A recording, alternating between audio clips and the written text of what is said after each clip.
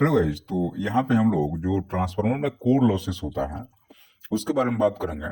और ये हमेशा बच्चों में कंफ्यूजन रहता है कि कोर लॉसेस क्या होता है और लोगों को समझ में नहीं आता है। तो इसको बहुत ही आसान भाषा में हम लोग समझेंगे, सिंप्लीफाइड वे में।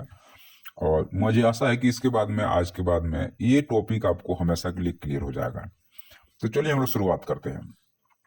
देखिए, ट्रांसफार्मर में दो चीजें हो रही है। जो कोर है ना ट्रांसफार्मर का, उसमें दो चीजें हो रही है।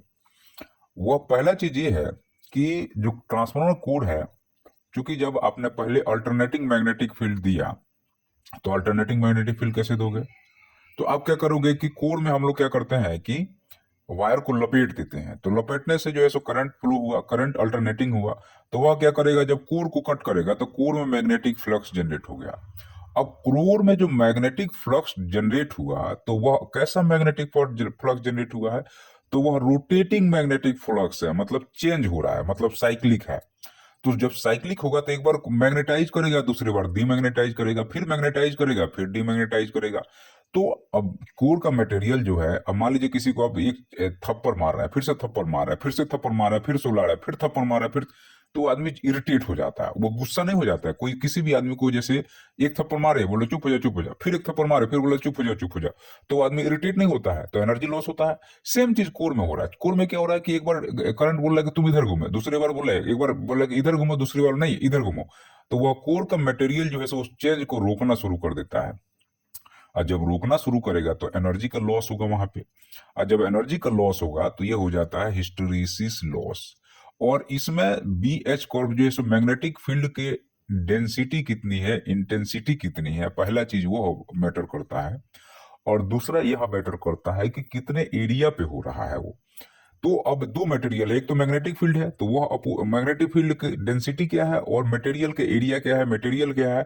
तो जो बीएच कर्व बनता है, हिस्टैरिसीस लॉसेस जो बनता है, सिंपल सी बात है कि मैग्नेटाइजेशन और डीमैग्नेटाइजेशन का इम्पैक्ट क्या है, उसके आधार पे हम लोग बीएच कर्व बना लेते हैं।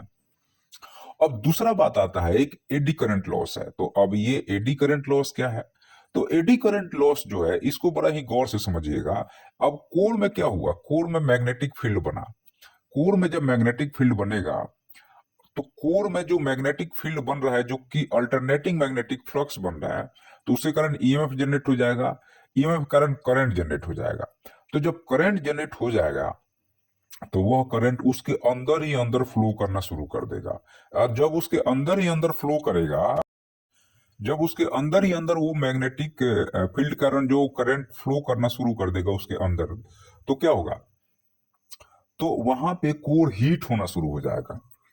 और ये समस्या कहाँ से शुरू हुई है? तो यह समस्या मैग्नेटिक फील्ड से शुरू हुई है। तो जितना बड़ा कोर होगा, उतना बड़ा वह एरिया में फ्लो करेगा। तो हम लोग क्या करते हैं, पहले कोर को छोटा छोटा टुकड़ा में, पीसेस में काट देते हैं, और बीच में लेमिनेशन देते चले जाते हैं ताकि उसका एरिया घट जाए। मतलब जो करंट फ्लो का एरिया है उसको हम लोग घटा देते हैं। तो जब घटा देते हैं तो छोटे छोटे टुकड़ों में एडी करंट, जैसे आप पानी का फ्लो देखे हो, पानी में जो बौरी होती है, जैसे पानी फ्लो कर रहा है वहीं पे बौरी लगने लगी, जगह जगह बौरी लगने लगती है। तो बौरी इसलिए लगी क्योंकि जहां गहराई ज्यादा होगा वहां बौरी लग जाएगी। याद रखिएगा, पानी में गहराई ज्यादा होगा बौरी लगेगी। वैसे ही अगर कोर में मोटाई ज्यादा होगा तो बौरी लगेगी।